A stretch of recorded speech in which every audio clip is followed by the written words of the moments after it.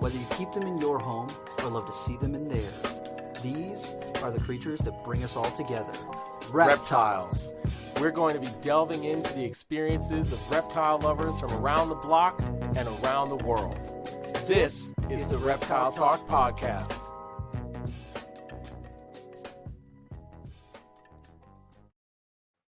Boom! What's going on, everybody? This is Jeremy Turgeon, Brassman Reptiles. And I'm Rob, and I'm keeping it real. And we might have an audio issue. I don't know, just based on what just happened with the intro there. I don't know if you guys heard it, but we heard it, but it came through my computer. Which is not how it's supposed to go. So we're going to figure that out. If you guys are watching and you can hear, just let us know. If not, also let us know. Hold on. There we go. Okay. So, yeah. So we're here. What's going on, everybody? It's been a fun week. It's been a week, I'll tell you that. It's definitely been a week. Okay, cool. We can be heard. All right, perfect. That is what matters. Thank you, DA Exotics. We appreciate it. Yep, can hear you. Okay, all right, perfect. Thank you guys so much. I definitely appreciate that. Yeah, so this week, Rob and I are going to be talking about expos. That's right. We did a episode previously, just saying like experiences we expose, but recently, one of the particular expos in the country has been getting called out pretty. How do I say this gently? Not gently. Ruthlessly. Yeah, like they've been getting dogged, and you know what? I'm here to say it's probably with some merit. You know, there are definitely some serious concerns that have been brought up to me and to many people in the community regarding that particular string of expos. But there are also on the other side of the fence some really great shows around the country that we encourage people to go to. And if you're listening to this, you probably have heard of NARBC shows. They got the Tinley, they got Arlington. They got a couple different shows around the country. The Show Me shows have been coming up. Those have been really great, and they're actually coming to New England, which is I'm pretty excited for. Yes. They're going to be coming to Rhode Island, I believe. And let's see what other the Herps shows down in the central part of the United States are really good.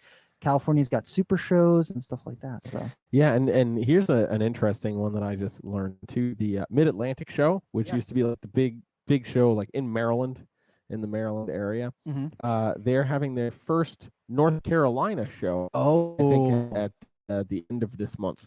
That's I think if I awesome. remember. So I wish I could be there. I know, that's really cool. So for those who might not know kind of the history of expos, the Mid-Atlantic show was like one of the shows back expos were like first kind of happening and kind of gaining popularity. The Mid-Atlantic show was one of the shows that you went to. So it's recently become more of like a regional show. It's cool to see that show expand to a bit of a different territory, which is cool. Yeah. So shout out to the Mid-Atlantic show for their growth. So wait, where's the furthest show that you've gone to in the U.S.? Daytona. Yeah. I've never done any shows out west. I want to go to a super show. I know we were just talking about that. We were just talking about that the other day. Show would be great. Yeah, so I definitely want to hit a super show at some point. But yeah, since that has not happened yet, Daytona would be the furthest one for me. How about you? I've been to Daytona before in 2009. And that was fun. Can't even believe that 12 years now since then? Are you kidding me? Kidding me? It's a different lifetime ago. Yeah. I went to the Daytona show. I've been to the Orlando show when they used the fire show out there. That was really cool. I've done the Pennsylvania show a ton of times. Mm-hmm. They've done Tinley, and then all the New England shows and some of the New York shows and stuff. Boom. There you go. You know, I can't believe I'm saying this, but I've lived in the Northeast my entire life. I have never made it down to a Hamburg show. That's sad. Ever. I mean, no. So let me explain. So for those of us in the Northeast, Hamburg is certainly a staple show. So here's been my problem. Usually when the show happens, I'm out of town, or when I'm in town, it's the one in the middle of the summer, and you don't go to that. and show. you don't go to that You show don't go to unless that you're show. cool with big, fat, stinky rednecks. Just sweating against you, just like you can feel the slime. Yeah, you don't go to that show. So Yeah. I don't go to that show. Not the what do they have, the August one or the June one? You don't go to that. You don't one. go to that one. Yeah, You no. do not go to that. No. So Never yeah. So no PA show. Yeah, no, not happening. I did vend a show in the Poconos, which is in PA years ago. I don't even know if that show still exists. But I did that show with Adam Harris, and it was an interesting show. It was a decent sized show for kind of being in the middle of the mountains. I was surprised. It wasn't the most trafficked show, but it was still a great show. I want to definitely highlight this comment really quick that somebody said. I volunteer at the U.S. Arc table for my local show every month. Natalie's Thank you, Reptiles. Natalie's That is Reptiles. massive. Thank you for appreciate doing that. that. Absolutely.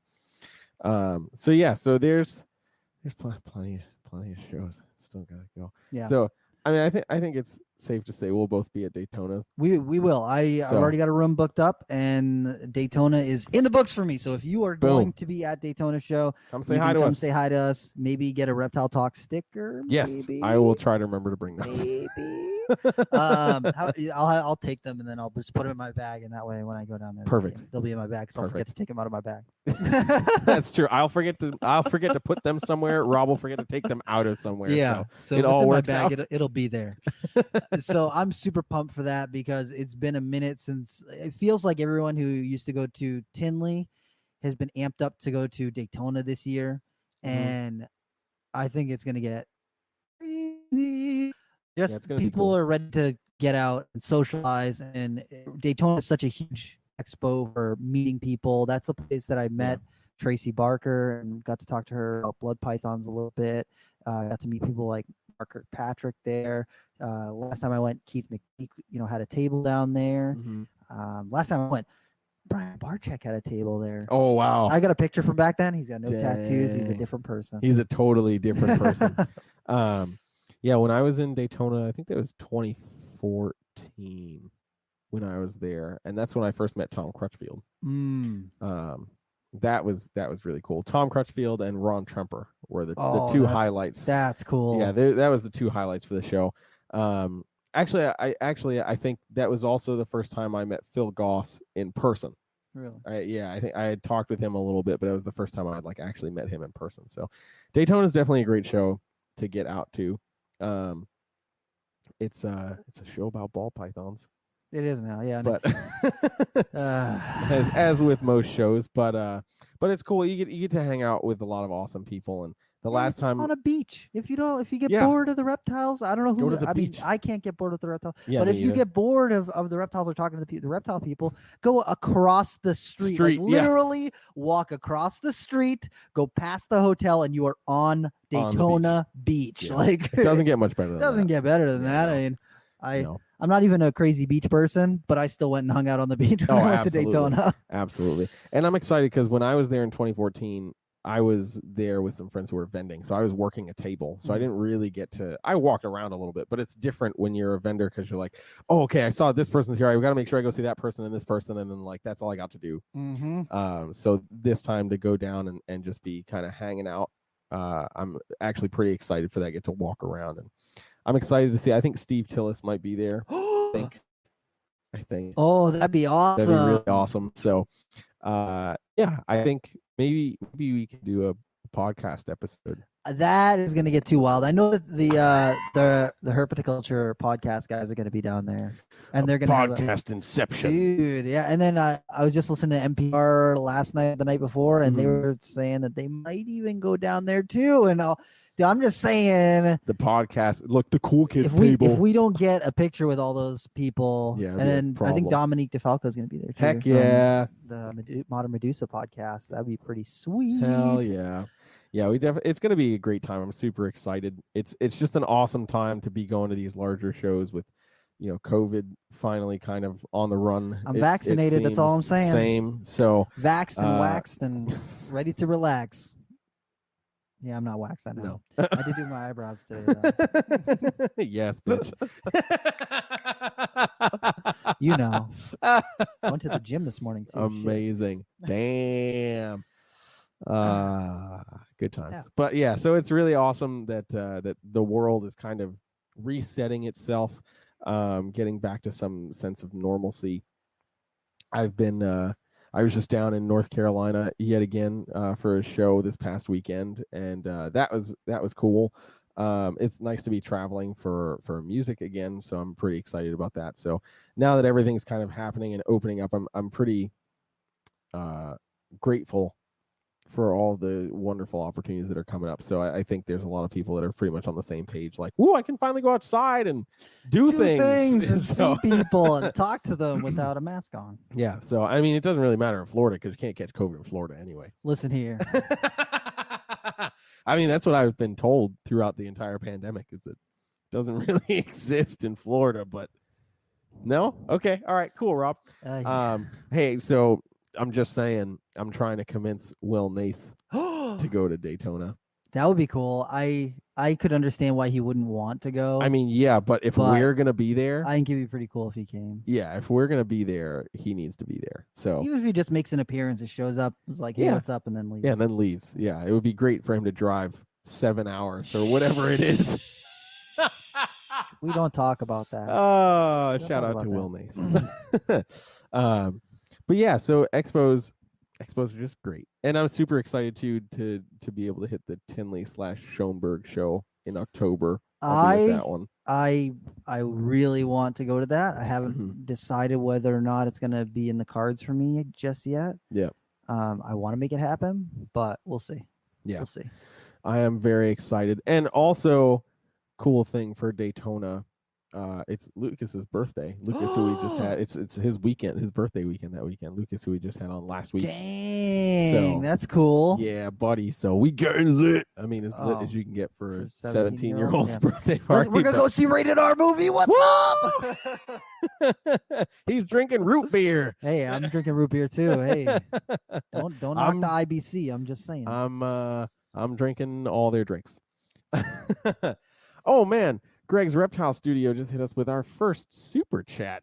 That's Hey. absolutely wonderful. What up, fam? I would love to get to some shows. I'm starting a reptile rescue in Connecticut, so meeting Peeps will be good for spreading the word. That's awesome, Absolutely. dude. Absolutely. So go check out Greg's Reptile Studio and give him some Some support love, yeah. for starting a Dude, reptile rescue. Reptile That's- rescues, they do not get enough attention for the work that they do because it's a thankless job. You often get in True. animals that are not in great condition, animals that got abandoned, things like that. And you put all this work into it, and then you ask people for a small rehoming fee just to offset the cost of you taking care of the animal, making sure it's healthy for the next person.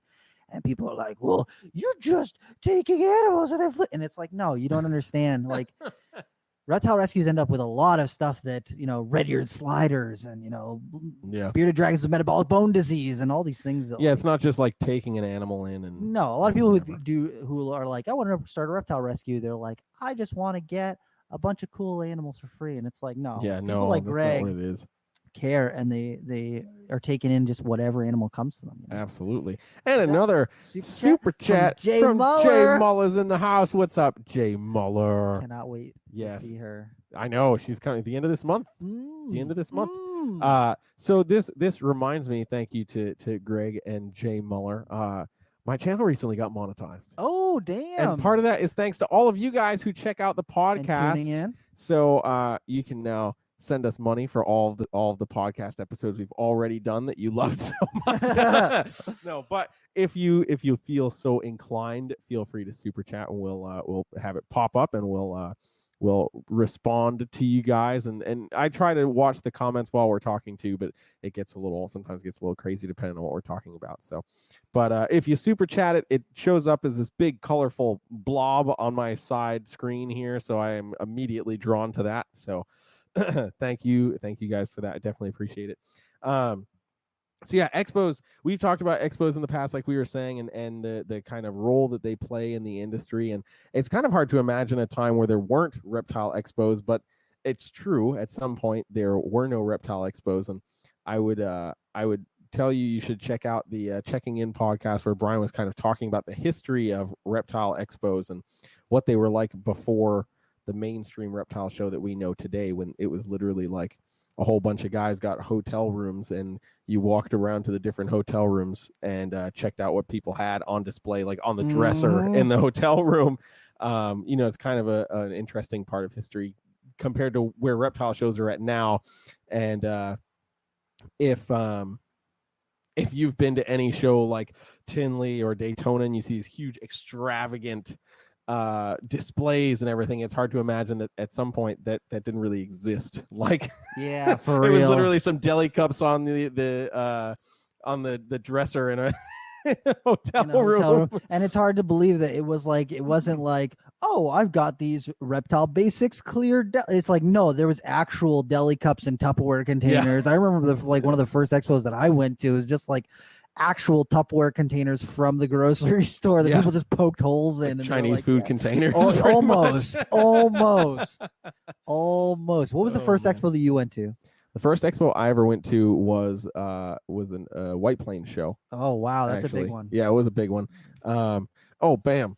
Thank you, Misfits, Reptiles and Aquatics. Thank you so much. We appreciate it. Definitely, thank you. Yeah, that was a big show. It was the first show I'd ever done. As myself, my mom, and I think our friend Lisa went down, and we got lost. Following the GPS. Oh no. We got lost. But we made it, and it was a fun show. I had a horrendous asthma attack, but it was good times. It was good times. I wanted to procure pygmy chameleons at that show, which I successfully did. So I was very, very excited about that. But it was an interesting show experience. And then I did the Manchester show and the Mass show and all that kind of stuff. But yeah, the White Plains show was the first show I ever did. Much bigger than my first show. The first expo that I went to was a Mass Reptile Expo when it was in not Hingham. I can't think of the name of the town, but it was in a room like the same size as this room right here, and there was like 10 tables maybe. That's and crazy. So they had like 8 vendors there. Yeah, right. And it was just like a couple guys. One guy bred a ball python, a couple people had leopard geckos, and then there was like the rescue and then the Herb Society table. So it was like a tiny like expo. Yeah, more like show and tell. It was show and tell. But I think I got leopard geckos from that expo, and then I grabbed this guy card who had a ball python, a captive bred blackback ball python. Ooh, the blackback. It was $75, and I was like, oh my god, I need this thing. And I wasn't allowed to keep snakes up until then. And so when I went home, I wrote my dad this big long letter about why I should be allowed to keep snakes, and I kept my grades up and my room clean and blah blah blah.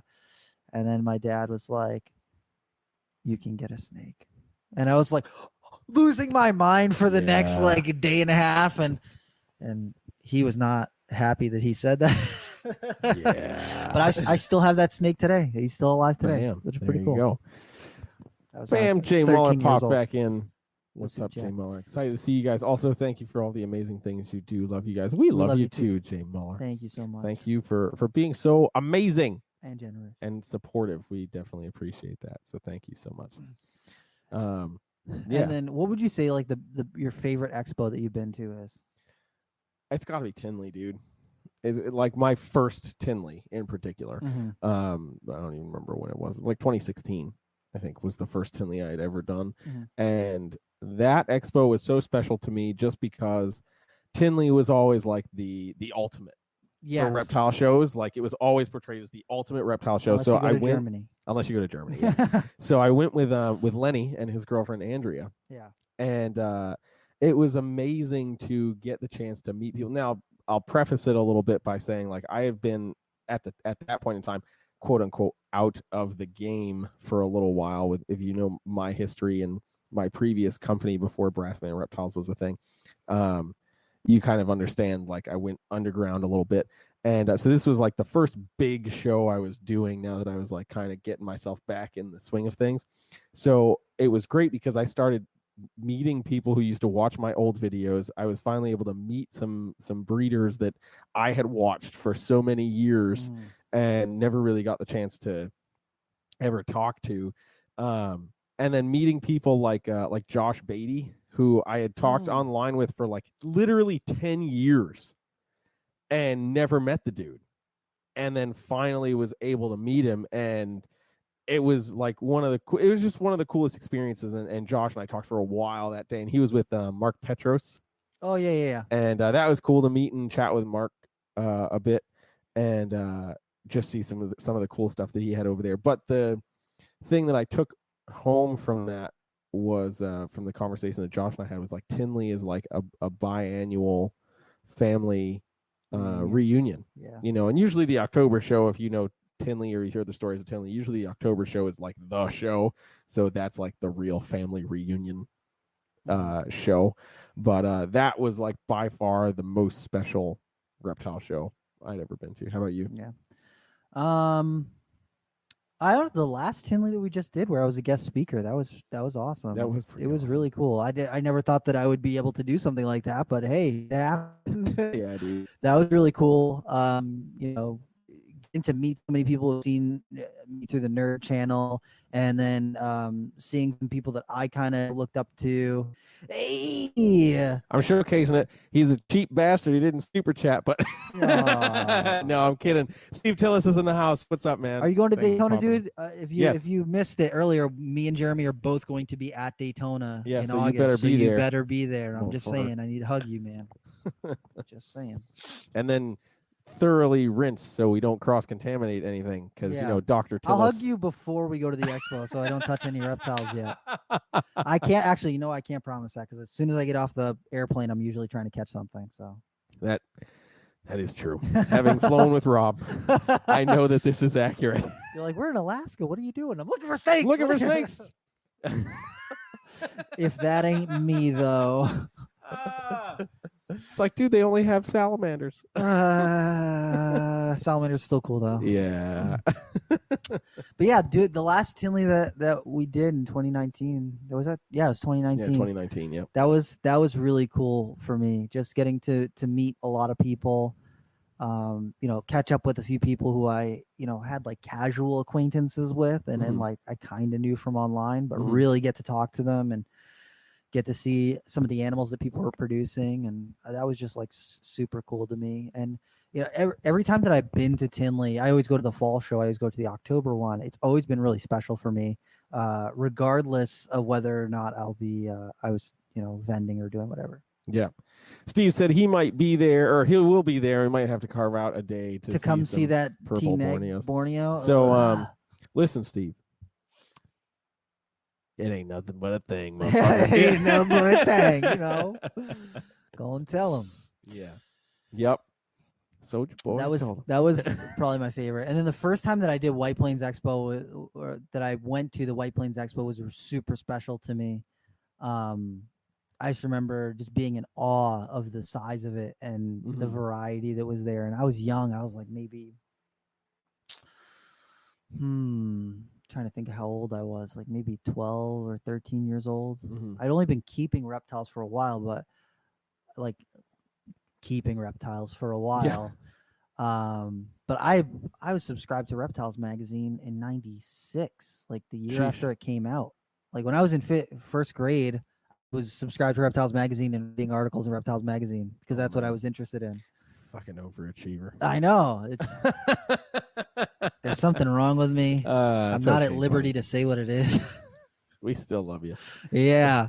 So, but I literally have Reptiles magazines from 96 when I was subscribed, and it's like got my name on it. And it's like I was reading those things back in the day. So I was into reptiles. I just didn't keep reptiles a whole lot until I was older. I had tarantulas and stuff, but not reptiles. Yeah. So when I went to the first White Plains show and saw a live crested gecko in person, I was like, "Are you kidding me right now? Look at the dude who was vending there was super chill. He like let me hold it and everything, and I was like 12-year-old kid, Yeah, and freaking out. Back then, that was literally the first time I'd ever seen a crested gecko in person, and he was the only person at the show who had them, and I was like, when they stand on you, they like put their palm down and they roll their fingers down on you. And I was like, that is the coolest thing ever. How are not more people in love with these things? And it's just because not as many people do, but it was awesome.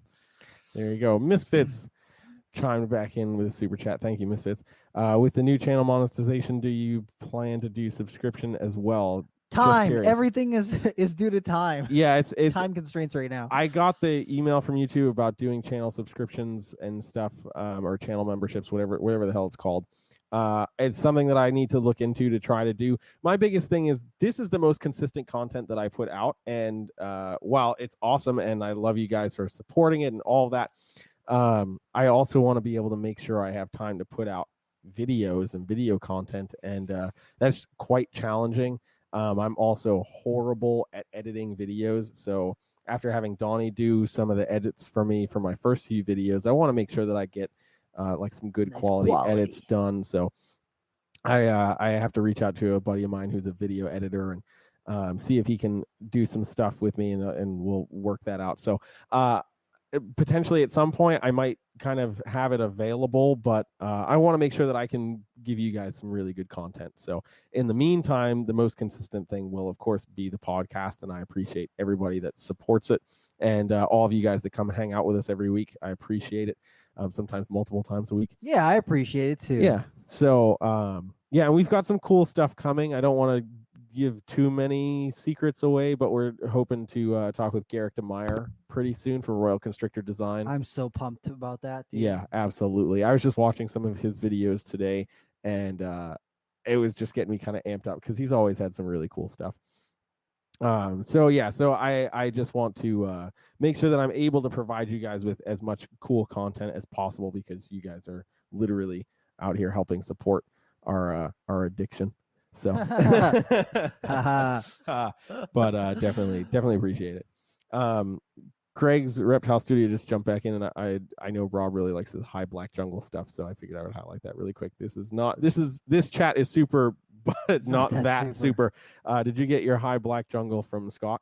Did I talk about that yet? I don't know if I talked about that I don't know yet. if you talked about that. I did buy one, but I have not got her in yet because I'm not in a rush. I don't know, Scott. The weather has been insane in New England recently. It's literally been like, oh, we're gonna do 97 one day and like 100% humidity, and then the next like 2 days it's in the 50s, and it's just been all over the place. It's really been crazy. So I was like, dude, look, it's paid for. It's all paid for. Whenever is safest, that's when I'll take her. I am not in a rush to get this snake. I don't want to risk its life. I don't care if I have to, wait until I can take a weekend off and then drive out and get it. I don't care. I will do whatever is safest for the snake. And he's cool with holding to it until the weather's safer. So I was like, dude, no rush. He sent me some pictures. I was like, you don't even need to send me pictures. I was like, just pick whatever black one you got that's a girl, and I'll take that one. So I'm pretty cool. I do have a couple pictures of her. I haven't decided whether or not I want to post them yet. I don't know. But I did get one from Scott. I have a plan going forward to get more, like maybe one or two more blacker jungles. Some carpet pythons in your future, huh? Yeah, just because I don't know. I keep looking at that dude from Australia who's got those really black jungles, and I'm like, oh wow, that's cool. Yeah. and the thing is, I was looking at a couple people hatched out some stuff, and they had like zebras and this and that, and I was like, I don't really want the morphs. I kind of just want whatever the blackest jungles I can get are. Yeah. I'm very, I mean, obviously I have some morph stuff, but like, I don't want to go crazy with the morphs on the carpets. Like I think I originally wanted to. I want to get an axanthic to breed into those black jungles. Oh, and absolutely. into the ocelot. Absolutely. Just because. Yeah, absolutely. Black and white. Come on. If it's like a really black and very yellow animal, when you make it silver, it's going to be silver and black. Yeah, and it's just going to look freaking awesome. Absolutely. Yeah, I think when I was first kind of like jumping back into carpets, I was like really gung-ho about morphs, and now I've kind of like been able to focus on what I want to do with them. So I'm like, all right, I've got my zebra stuff, but my main focus is obviously with the jungle stuff, the ocelot stuff. So that's certainly like where I've been tailoring my focus a little bit. So yeah, I thank you for asking, I guess. There you go. Now that means I have to sell some snakes. I don't even have anything to sell yet. Wait, but maybe at a reptile expo. Oh, hey. But yeah, so we did want to touch on a couple different subjects regarding reptile expos or surrounding reptile expos, because a lot of people at their first expo, they're overwhelmed. because Yeah. if you've never been to a reptile expo before, it's just like aisles and aisles of just Ball pythons. supplies and snakes and lizards and sometimes turtles, but frogs and tarantulas, and you see these species that you have never seen in person before. Like I wish that I had gone through and just counted how many different species were at the most recent Manchester show. There's actually quite a bit. There was a pretty good species variety. diversity. If I had to guess, I'd say there was probably, at not counting spiders, because every spider, there's probably like 200 spider species there, Sheesh. but not including those or like the arachnids or whatever. Of snakes, I'd say there was probably a good 40 species of snakes there, if I had to guess. Yeah. And probably another 50 or 60 species of lizards there. And most of them were at Alan Both's table. Yes. Yeah. Major League Exotics. He had a good variety. He did there. have a good variety. Yeah. No, I was actually quite surprised at the amount of diversity that was there, but also happy that it wasn't just ball pythons. Yeah, for real. Because that has been what a lot of shows in our area have been for quite some time. Is that Randall Peggy's? Hey man. It is. What's up, dude? That's cool. Yeah. So I was certainly surprised. Yeah, and it's like, so when I was younger, they only did our local New Hampshire Reptile Expo twice a year. They did it once in the spring and once in the fall, and they've moved up to doing it like every other month now, so it's a little bit more regular. But when I used to go, it was like I used to just sit there and just dream. I'd be like, okay, what species are people going to have? Or is anyone going to have Amazon tree boas? Is anyone going to have this specific kind of Amazon tree boa that I'm interested in? Is, are anyone going to have blood pythons? Just thinking and thinking and thinking and thinking and thinking. And then now a lot of people are posting what they're bringing to expos online, groups for the expo, or whatever. Like Tinley's got a group where like people who are vending be like, hey, look, this is a preview of what I'm going to have at the expo, so you can kind of get an expectation of what table you might want to go to, what you might want to go check out. But sometimes you just got to go looking, and it's kind of like that treasure hunting kind of mindset you got to have, because if you go in and you're just like, oh, I just want to look around and see whatever, that's cool. But if you're like, oh, I'm looking for this one species or this one morph, every time you go to a new table, it's like, oh my goodness, are they gonna have it? Or is the next table gonna have it? And when I went to Manchester recently and I got a chance to sneak away from the table and look around, there was like these gorgeous Mata turtles there, and I was just like, oh my goodness, look at those things. They were incredible. They just had like amazing coloration, and those were quite spectacular. Really nice. And then there was like a tiger rat snake at somebody's table, like kind of tucked into all their displays and stuff. And every time I see something like that, I'm like, man, I'm so glad that I actually like peeked and looked in, because I loved seeing tiger rat snakes. And if I had just been cruising and going, oh, we got ball pythons, go to the next table, blah blah blah, you might miss something that you might have been interested in. When I was younger, that used to happen to me a lot, because I used to be like, 5 ball pythons on the table, onto the next one. I used to just like walk away, and my friends would come back and they'd be like, do you see that blood python over on that table? I was like, what blood python on the table? And I would go back over there. I'm like, oh, they had 6 ball pythons on the table. That's why I didn't see it. Yep. And you're like, oh, I left. Yeah. I left. Yeah. But when you go to the expos, some expos are really good at screening out some of the kind of crappy vendors. So like you get the herps shows down in the central southern part of the United States. Yep. I've heard really good things that they just screen people right out. If you bring trash, that's it. You won't even get to your table. They'll deny you right up front and just tell you, nope, you're not doing that. That's not how it goes. Any RBC shows are pretty good about keeping people from bringing junk, stuff that is fresh out of the box from the wild, and people throw it in a deli cup and put it on the table. They try to avoid try to nix that sort of stuff. So the NARBC shows and the herp shows are great for that. The show me shows, I've heard really great things, that they really take care of their vendors, and they try and hold themselves to like a higher standard when it comes to what people are putting on display and what people are showing at these shows. And then some other shows, maybe not so much. Like what shows, Ralph? Maybe it might rhyme with Schmeptishmon, but I'm not here to I'm not here to I've already called him out, so I don't care. Repticon. Yeah. We're talking about Repticon. Yeah, there's actually been a lot of drama going on surrounding the Repticon shows recently, but not treating their vendors great. Bob Vu is kind of like a bigger guy, a bigger breeder down south, and they kind of shoved him in a corner and didn't really give him a real like a prominent spot like he typically would have at the expo. And when he asked them about it, they were like, "Oh, well, tough shit." And yeah, they did the same thing when I went down to the Atlanta show with Lucas and his mom. They were vending, and they had done a bunch of posts on where their table was going to be. Like they had already gotten it, and then like the day before the show, they moved her table, and they put her like all the way in the back. And she was like, whoa, whoa, whoa, whoa, whoa, what the hell? I've already done all this promotion and like told people where my table was going to be. Now it's not a thing. And they're like, well, it is what it is. And she like bitched big time. And they comped the table fee, which I mean, I guess is a small victory, but like, she's like, that's so fucked. Yeah. Yeah. You got to figure what the goal of a reptile expo is, because there's several goals and kind of tasks that have to be met at a reptile expo. One, as a person who runs a reptile expo, you want people through the door. You want people to, you got to get heads through the door so that one, your vendors can make money, and two, so that you can make money, because people who come through the door are spending money to get into the door, and then they're probably buying supplies, maybe animals and things like that. So you want a good, nice head count so that you can pay your bills, and so that potentially vendors can pay their bills. Sometimes it's just a bunch of people who are just looking around, and there's nothing you can do as a show promoter to kind of curve that. Sometimes that just happens, and it's it is what it is.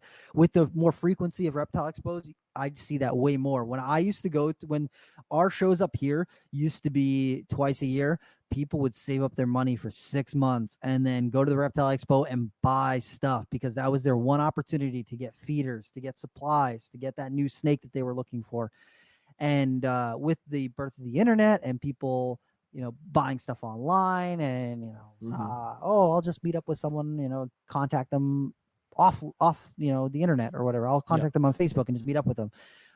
It's definitely led to shows, at least up here, being tougher for vendors to make money at. And then the other thing that you got to think about if you are running a show is that you want your vendors to do well, because if your vendors are not making money to be able to cover the cost of a hotel if they're traveling, the cost of the tables, because tables are expensive. A lot of shows, the tables start at like $100. They're $80 to $100 is like base price for a lot of shows for one table. So if you got 3-4 tables, that adds up really quickly.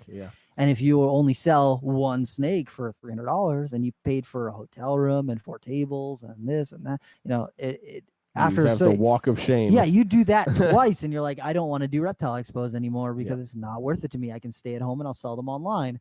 And then the people who end up coming to the shows and vending are people who, nothing against people who have one clutch or anything like that.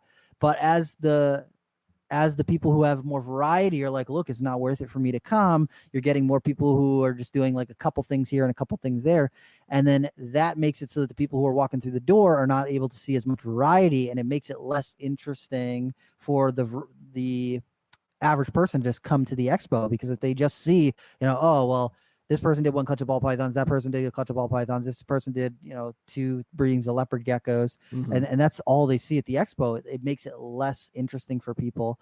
So it's this, you got to keep this happy balance of, you want your big vendors to come back, you want the people to be spending money, you want people to be making money at the expo, and those are all things that you have to balance as a promoter, as a person who runs a show. You want those things to go smoothly. Like when I was president of the Maine Herpetological Society, and I told them that I was moving the Maine Reptile Expo from the area where they had it to a different location. It was met with a lot of hesitation. It was a big move. It was a bigger space. It was going to cost us more money. And there was a lot of concerns about, the viability of it. And I was like, look, the place that I had moved it to was across the street from Maine Mall, which is like a big area where a lot of people are driving by every single day. We were going to have access to promote on the main drag, the main road right there, so people could see that they could come to the Reptile Expo for the couple days leading up to it. We could have signs on the road directing people into the expo. And at the end of the day, when we were wrapping things up, I went around to every single vendor and I asked them, how did you do today? Did you make money today? And every single one of them said that they made really good money and they want to do it again. And that's what you want to hear. And there's, not every show promoter does that, where they go around and ask each vendor how they do. Yeah. Personally, I do. Whenever I go to an expo, even if I'm not promoting it or running it or whatever, I go up to everyone and I as many people as I can, and I ask them how they did at the expo, because that's a huge deciding factor of whether or not people are going to want to come back and do it again. Absolutely. Riz, I'm sorry, my screen is angled, so I need to see that. Solana. I totally just butchered that. I'm so sorry. Going to my first local show this weekend to prep myself before going to Tinley in October. I'm more nervous for this weekend because I don't know the show. You're gonna have a great time. You're absolutely gonna have a great time. It's Tinley. The October Tinley show can be a madhouse, just with the sheer number of people that are through the door. But the most important thing, pace yourself. You don't have to see everything in one day. Legit. Walk. That's the nice thing about it being a 2-day show. And if you get your VIP passes, I cannot stress enough. Get a freaking VIP pass. Go in vendor setup. You'll get the stuff before everybody else, and you don't have to deal with the giant crowds of people in front of every single booth. If an expo gives you the opportunity to get VIP passes, get the VIP passes. Yeah, absolutely. But you're going to have a blast. The local shows, I love local shows just from the standpoint of, like, you get to meet the people that are in your area or somewhat in your area that share similar interests, and you can kind of build your foundational network of reptile lovers that way. So I think you're going to have a great time. And if you are at Tinley, look for me, maybe look for Rob. We'll talk about if we're going to be there. If I'm going to be there, I'll have my pinwheel hat. My beanie with the pinwheel on top. I'll wear that. I just want to highlight this comment really quick from Sasquatch. Brass and Reptiles, thank you for hatching my buddy. Tormond, he's almost 3 and over 5 feet long. Great lizard. Hey, I'm glad you are enjoying him. Let's see. There's another super here from Greg's Reptile Studio. Rob, I hope I didn't spoil anything. It's okay. I would have talked about it eventually. I've got other stuff going on in behind the scenes, and I haven't talked about everything yet. It's okay. Yeah. Boom. I don't even think I've talked about it on the podcast yet, but I've got eggs in the incubator. So it's true. He does. We've been neglecting our OnlyFans. Yeah, I gotta. Sorry, do that. guys. Yeah, cool. You got a card from Adam Harris. That's awesome. Cool. Love Adam Harris. We do got to get Adam on the podcast. We haven't done an episode with him yet. No, we have not. I think it would actually be really funny. It'd be hilarious because it's Adam. We got to do it from inside the rhino iguana enclosure. Hello. Hey, hello. Slides the glass. To the side. My gosh, Adam Harris. If you didn't see the video that I put up from us going down to Adam Harris's shop, go check it out. It's here on my YouTube channel. It's worth the view for the laughs. For the laughs. And now I can get 3 cents for every ad that you click on. sit through. Yeah. Oh my gosh. But yeah, I think it's the local show scene is one of those things. We don't have too many shows up here in like our neck of the woods. We've got the Manchester show. Does the main show still happen? Yep. Yeah. The main show is the last weekend of August, always. Okay. So you've got those 2 shows, and you've got the Massachusetts show. Mm-hmm. And then if you want to go all the way down to New York, you can hit up the New York shows and the White PA Plains, shows. Long Island. Yeah. But they're pretty spread out. Yeah. That is the one thing that I do like about Southern reptile living is the shows are happening way more consistently. And that community is very tight knit. So it's like, oh, here's a show in North Carolina, here's a show in South Carolina, here's a show in Tennessee, here's a show in Georgia, here's a show in Florida. So you can hit in 4 or 5 states. You could probably hit 8 different shows. Mm-hmm. Because it's a lot of. It's not just one show in the state. It's like regional shows within a state, especially larger state. So I think that's kind of cool because it gives you an opportunity. Like for us, the PA show, the Hamburg show is 5 hours. It's like 6.5. So 6.5 hours. That's a long show or a long drive to a show, especially when the show is only about 6 or 8 hours. People in Texas are like, ha ha ha! I drive for 6 hours. I'm still in the same state. Yeah. But somebody who's like, oh, I live in southern Georgia, but there's a show in northern Georgia. Well, if you wait 2 weeks, there's a show in southern Georgia. So if you want to make the haul, great, but you don't have to. You're going to be able to see a lot of the similar people, but you don't have to worry about dealing with that drive. So local shows, if you're in the southern U.S. and the Midwest seems to do a lot of the same stuff. I don't really know about the West Coast, but just having a lot of those like tight knit shows, really kind of packed and condensed in an area is kind of nice. Just so you don't have to worry about making a long haul. Especially if you are a vendor and you already have to wake up at the crack of dawn to pack your vehicle and then whatever. Dude, I do not miss the packing for Tinley from here to my drive goodness. 16 hours. 17 and a half hours. Yeah, that was a lot. That was a lot. A lot of driving. So we literally are like on the road for a day, like literally watching the sun come up and go down while we're still in the car. Still in the car. I am not a fan. Having also just done that drive twice in 2 weeks from here to North Carolina, I have watched the sun rise and set too many times from my car. From the highway. From the open the highway, road. yeah. On the road again. Yeah, Lordy. I want to give a quick shout out because he just popped up in the comments. Derek's Reptiles. Hey. What's going on, man? He's got an awesome podcast, and he's been getting some ridiculous people on his podcast. He had Brian Barczyk, Tom Crutchfield, Ty Park, which Brian, man. I'm just saying. Yeah. Brian. We talked about you doing the Reptile Talk podcast a long time ago, Brian. Brian Barczyk. I'm talking to you, Mr. Brian Barczyk, whose wife is Lori Barczyk and his son is Noah Barczyk. He's name dropping right now. I'm 100% name dropping. No, but shout out to Derek's Reptiles. Make sure you go show him some love. That's right. Definitely mad respect, bro. Appreciate everything you're doing. But yeah, is there a show that you absolutely want to get to before this year is up? I can't. This year is too much for me. I can't this year is just going to be too much for me. I already know it, so I'm not trying to take on more than I can handle. Okay, so the Daytona. next year. Oh yeah. I'm 100% doing. If California starts opening super shows again, I'm going to a freaking super show. I don't care. So we'll be at a super show next year. Yeah, next year, 2022. If California opens up super shows, I need to do that in the worst kind of way. And then I do want to make Daytona a regular thing where I do it every year. I want to do that with Daytona and the October Tinleys. Exactly. Daytona, October Tinley. And then if I can hit a super show just to say that I did it, cool. Yeah. And then I really, really, really want to hit on Arlington show and ARBC show. Yes.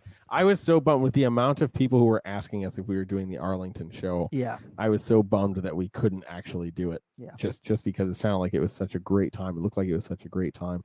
So hopefully 2022 is going to be a show. And the best part about them? Well, it doesn't really matter for you, but it's a business write-off. Oh yeah, for taxes. That's a business trip, bitch. Tax exemption. Yep. Exactly.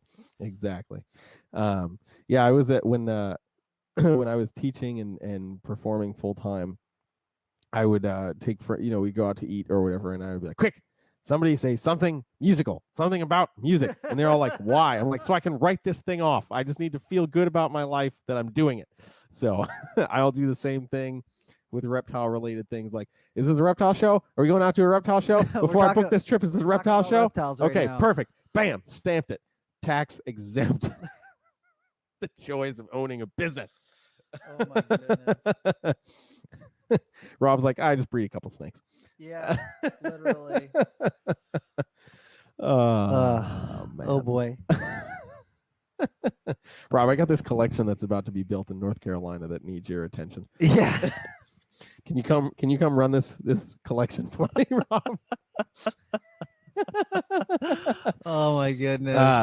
Yes. But yeah, full time. There we go. Where were we talking about? I can't remember what we were talking about. We got so off track there. Okay, expos that we want to go to. Yes, expos we want to go to. I regularly want to do the Daytona show. I want to do the October Tinley show.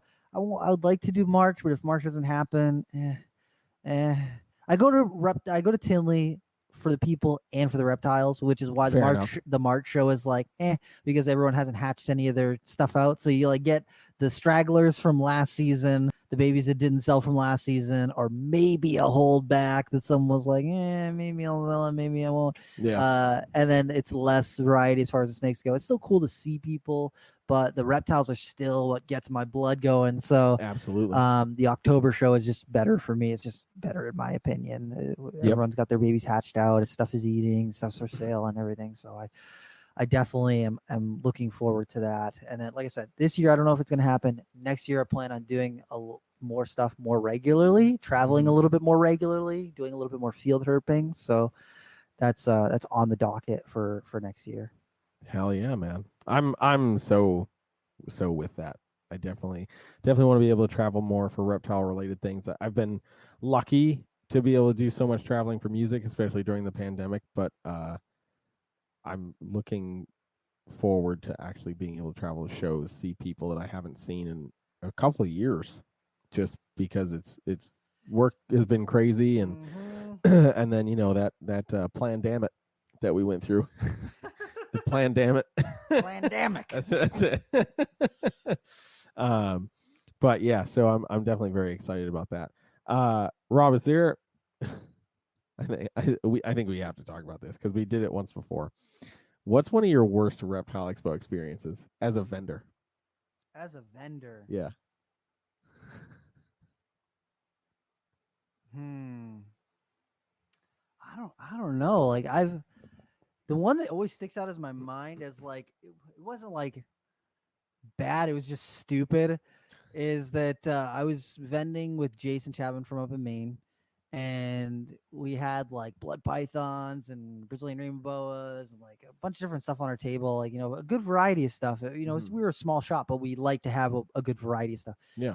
And so I had a sunbeam snake on the table, and this kid comes up and he's like, "Hey, that snake right there, I want to take it out. I want to hold it." And I was like, they're like a little sensitive. I usually don't let people hold them. Just, they stress out pretty easily. And, they're not like, if you just keep ball pythons, they're not like for you. Like, I don't know how many snakes you got, but they're not an intro snake. And the kid was like, "Dude, I work with snakes every single day. I've got, carpet pythons and I've got ball pythons, and I'm looking at getting a reticulated python, and I know what the hell I'm doing." I was like, "Okay." And he's like, "I am interested in buying it." And I was like, "Okay, cool." So I open up the container, take it out, hand it to him. And it's like, slithering and being darty and weird in his hands. And he looks at me and goes, "So what kind of rainbow boa is this?" And I was like, "What? What?" I was like, what? So let's go back to that part where you said you knew what the hell you were doing. That's exactly what I said. I was like, "I thought you said you knew what you were doing. That is a sunbeam snake and not a rainbow boa." And he was like, oh, I knew it was a sunbeam snake. And I was like, "You had no fucking clue." Don't you lie to me now. Don't you backpedal. Damn. That was just like, don't lie to me. Like, don't lie to me. It's funny when people think they can like one up you. They're like, "Oh, I know a thing," and they just tell you the wrong information. And you're like, "You understand that I do know this information, right? You might be able to BS this with the people that you work with who have got a bearded dragon. You cannot BS with me." No. It was bad. That, or when I went to Hamburg and I brought candy bacon cupcakes and everyone kept turning them down because they didn't have weed in them. Those are the two worst things that's happened to me at an expo. I made 75 cupcakes and I think 10 people took some. It was terrible. Oh my God. Oh man. I've got an interesting expo experience, but I want to highlight this comment really quick because I absolutely love it. Every time the like button gets smashed, a PETA member gets eaten by an alligator. I'm so here for that. So please make sure you smash that like button and get all the PETA members eaten by alligators. Thank you, Derek. Okay, so one of my it wasn't really bad. I've been really fortunate. I haven't really had very many bad expo experiences, but one expo experience that constantly sticks out in my brain was a White Plains show. And it was a White Plains show that Kevin was vending many years ago. Mm-hmm. And I had produced some spinner blasty, NG spinner blast kind of stuff, whatever. So I had some cool ball pythons for the time.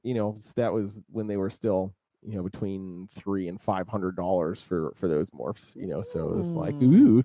But Kevin kept coming over to my table with different people holding a spinner blast bald. Mm-hmm. And on my table, I had a spinner blast. He's like, you see how ugly that is? Yes, for the whole show. He was bringing people, and he was like, "So you want to know what bald is?" And there's no context. So the first time it happened, I didn't know what the hell was going on. So Kevin came by and he said hello and whatever, and we chatted for a little bit, and then he carried on. And then out of nowhere, he just brings this person over. And he points at the spinner blast on my table and is like, see all the speckling on that? Yeah, you don't want that. You want this. And shows the spinner blast ball that is very clean and very saturated. And I was like, what is this a joke? And he's like, no, but he doesn't want that. And I was like, ouch. Damn, Kev. And he did it 5 times. I was like, you having problems selling that damn thing, even though it's really clean? I was just like, damn it, Kevin. I wanted to take off my table to have him come by one time and be like, sold, sorry. That would have been hilarious. I should have done, in hindsight, I should have done that, but oh my God, that was absolutely ridiculous. I was like, why would you do that? But yeah, I it's fun now because over the last couple of years being here at Nerd, I've been able to throw the jabs kind of back at him, and he's like, what's your problem? I'm like, you don't remember what happened 8 years ago, do you, buddy? I still remember. I've held on to this grudge. Yeah, that was quite the interesting show. And then people kept coming up to me like, why does Kevin keep bringing people over to your table if he's not showing them any of your snakes? And I was like, because he's showing them that his snakes are better. That's basically what's happening. What a pal. Now I just kind of want to be like, Kev, I think you've produced enough of these to show what one with bald and one without bald looks like. So keep them at your own fucking table. I think it's funny. A couple of the people who I've met more recently through Nerd, or here and there, I just talk to them, or I've met them in person when we're parting ways or ending our conversation. They're like, "Oh man, it was so nice to meet you," and they go to shake my hand, and I'm like, "Actually, I've met you 3 times before." And I'm just like, "This is my second or third time meeting you, but okay." Oof. Yeah. Oof. I don't hold it against them necessarily because it's happened to me before where at expos I'll meet somebody real quick and then I'll meet them again and actually I get to have a conversation with them and then I'm like, hey, nice to meet you. And they're like, you met me at the last expo, and I'm like, I did meet you at the last expo. Damn. Very briefly. I try not to do that though. I'm pretty good at remembering people's, at least their faces. Yeah. Not always names. But I thought that, the ears and the tattoos and everything, I thought that would maybe make me a little memorable, but I guess not. Yeah, you're pretty memorable, Rob. That's okay. Amy B, happy to catch the live. Thank you so much, Amy. We definitely appreciate that. We're happy you're here. We are very glad you're here. Thank you just so paid much for our ramen for the month. I appreciate that. It's probably more. That's probably more than 1 month's worth of ramen. Maybe so. Thank you. We're eating good. That pays our StreamYard thing. That's true for 2 months. For 2 months. Actually, thank you. We definitely appreciate that, Amy. Thank you so much. Appreciate you being here. But yeah, there's been some fun expo times. Yeah. But yeah, you know what? So kind of going back to that meeting people multiple times thing.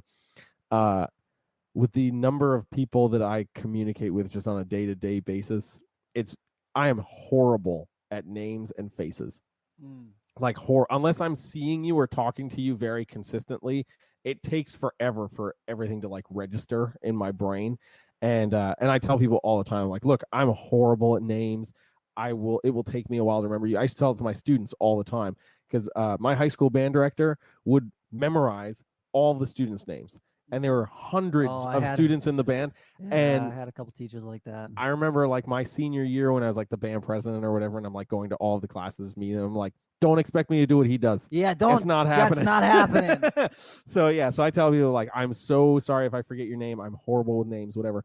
And there's been a couple times where there's been people who've like come to Nerd and like, hey, Jeremy, and I'm like, hey, man, how's it going? How are you doing? That's the default. Yeah. The default. I think I get that from my dad because my dad, if you've met my father, but he doesn't remember meeting you, his go-to, buddy. no, his go-to of hey, chief. That's how I know, because that's the tell that he doesn't remember who they are. Just, hey, chief. I'm like, dude, that's my buddy. That's my buddy Tom. That's Tom. He's been here like 60 times.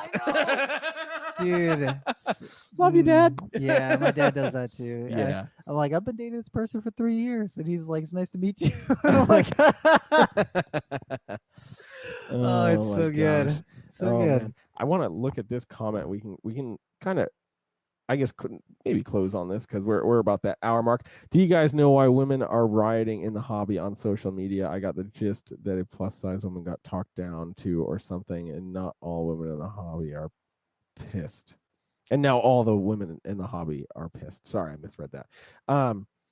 I have not seen anything about that. I don't know anything about that, but something that we've talked about, it's come up in a podcast either that we've done or that one of us was a guest on. I don't remember. We were talking about like sexism In the hobby. in the hobby. It certainly is a real thing, and I mean, the world is a shitty place. Sometimes there's no way to kind of smooth that or sugarcoat that at all, so I don't know the context. I'm sure it'll pop up somewhere. Yeah, I'm sure that someone else is going to message it to me at some point. I saw someone posted on Instagram a thing that just said, we need to respect women in the hobby. Mm-hmm. And I didn't get filled in on what the context was for that. I have seen women in the hobby get treated poorly or treated like they don't know what they're talking about, just because they're women, which is like absurd, because I know a lot of women who are like probably smarter than a lot of dudes that I know that are in the hobby. I'm just throwing it out there. Yeah. True. And it's a bummer that people approach things like that, because it's really not fair to a lot of these women who are super passionate about rep, just as passionate or more passionate than some of the guys that are in this freaking hobby. Absolutely. Absolutely. And Dominique DeFalco has got the Modern Medusa podcast. She pretty much exclusively interviews women in the hobby and surrounding reptiles and exotics and stuff like that. So if you haven't checked out her podcast, you need to go check it out. And I've seen a couple other podcasts getting women on their podcast, which is like awesome. That's really cool. Absolutely. I've had a couple people message me and be like, wow, you guys are like, you've had a couple women on your podcast already, and you guys have only been around for a year. And I'm like, well, I'm friends with a lot of the women in the hobby. Like, I'm actual friends with them, and not just like, hey toots, little lady, hey toots. Like, that's not me. Like, I'm actually friends with people, and hey toots. I know a lot of women who are diehard reptile fans, and that's what I'm into. If someone comes and talks to me and they're a reptile fan, I don't care whether you're a woman, a man, non-binary, gender fluid. I don't care. You are all cool to me as long as you like reptiles. That's it. And so I think that a lot of women are completely justified in being upset with how they're being treated in the hobby. And, it's like, was it Puget Sound Pythons is a couple that runs that. And I was listening to them on an episode that they did. I think it was with NPR, or it might have been when she was on the Modern Medusa podcast. But she was talking about when they vend expos, and people's first instinct is to go up and talk to the guy, and they're like, he's like, oh no, like, go. This is the same with like Dave and Tracy Barker. Oh my God, yeah. Oh my. Everybody goodness. goes right to talk to Dave, and it's like, talk to Tracy. It just shows if you don't go up and talk to Tracy, you probably don't know. Yeah, you don't know what the hell's going on. Yeah. Shout out to Dave and Tracy Barker. Yeah, for real. I would love to have them on. They don't do social media stuff, but if I could interview, I would love to interview Tracy. She's such a cool person. We should ask her anyway. I'm just saying. I know a couple people who have reached out to her, like bigger people than us, and she's like, no. She won't do it at all. Yeah. Damn. We can. I mean, there's no harm in asking, but we should ask. And be like, hey, you sent us that 7 pepper Borneo. It's the least you could do.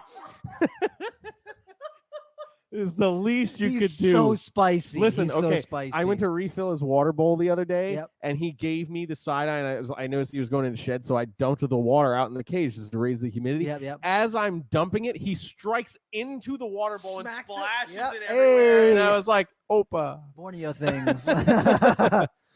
Oh man. So I think she owes us I would love to have 7 her on. pepper Borneo. Least we can get is an hour of your time, Tracy. That would be awesome. That would be so cool.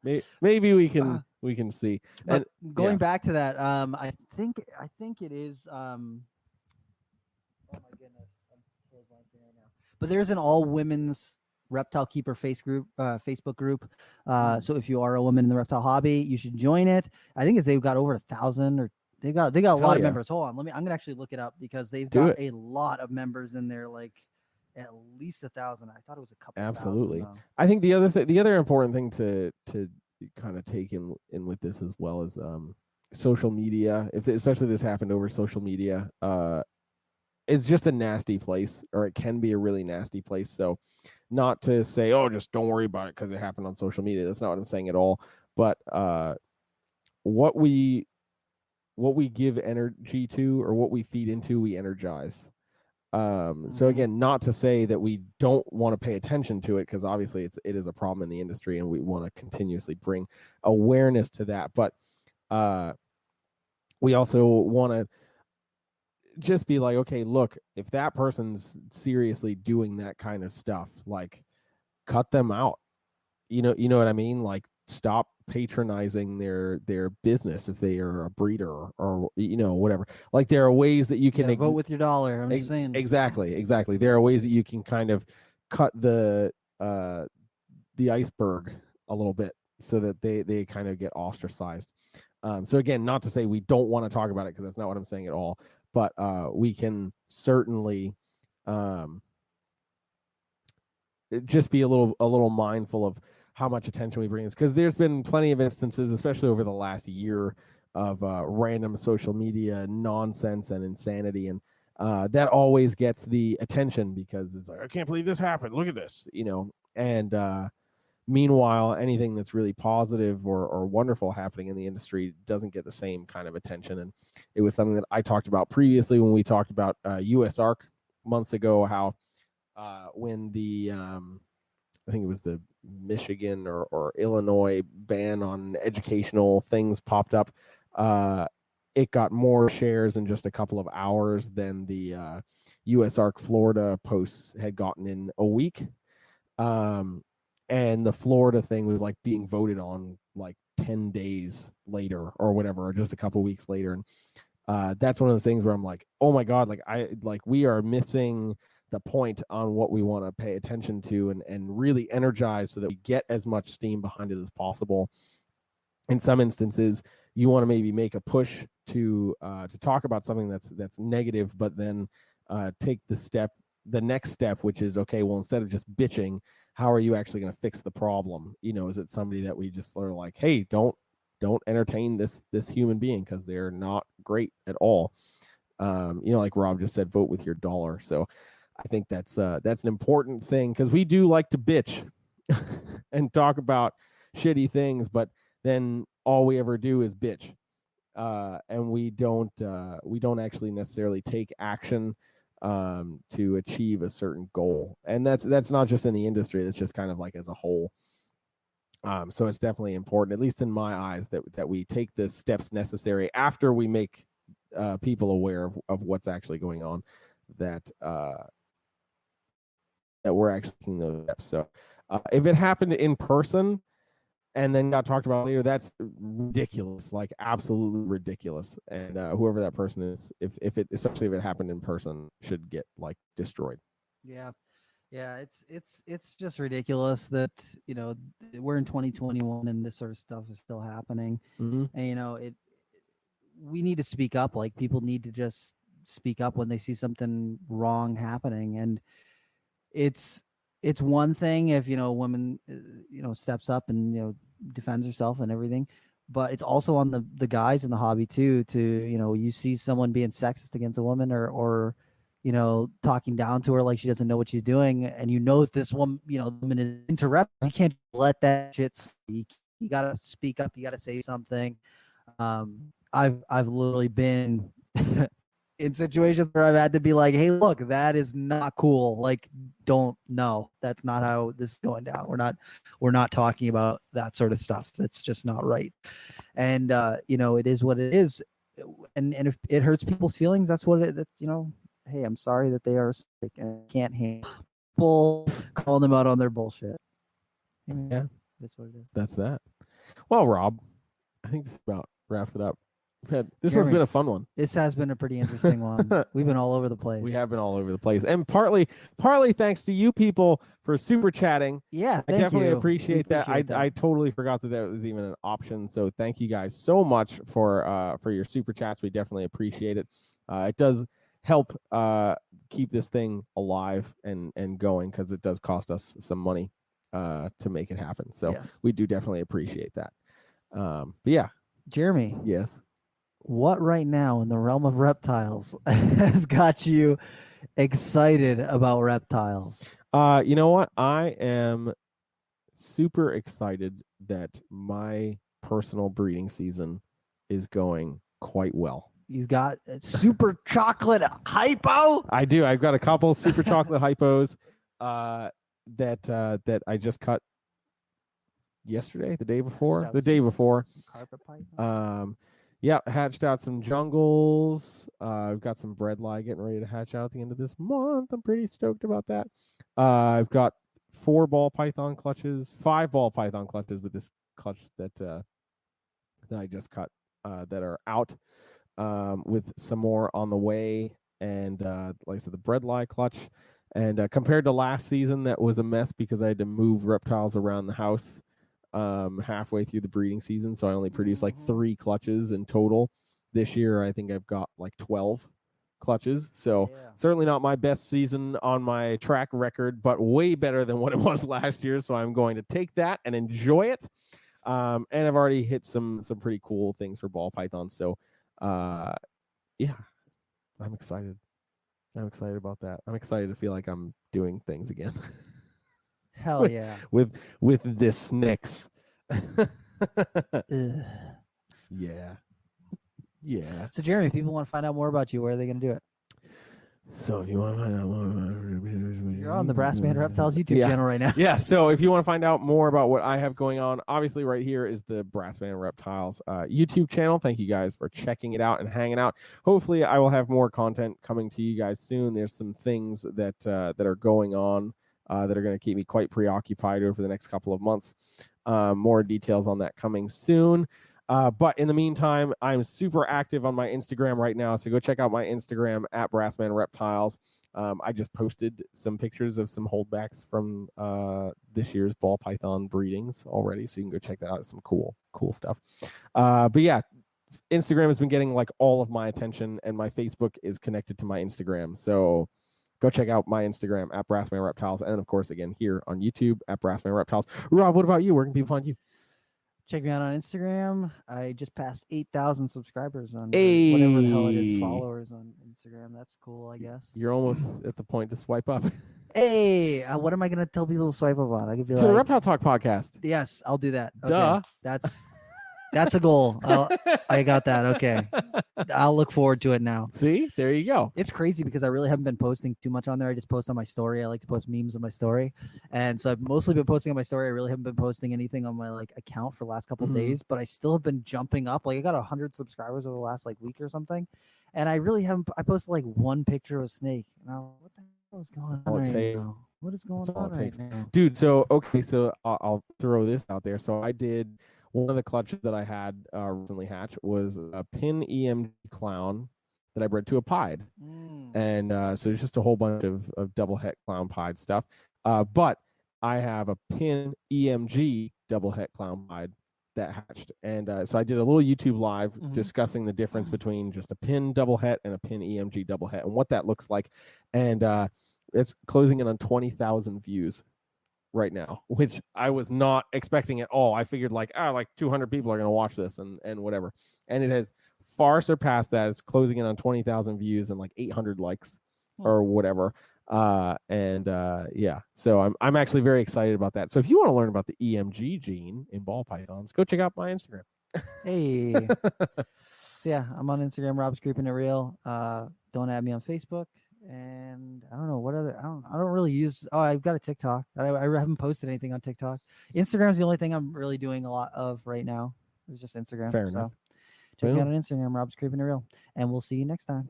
See ya.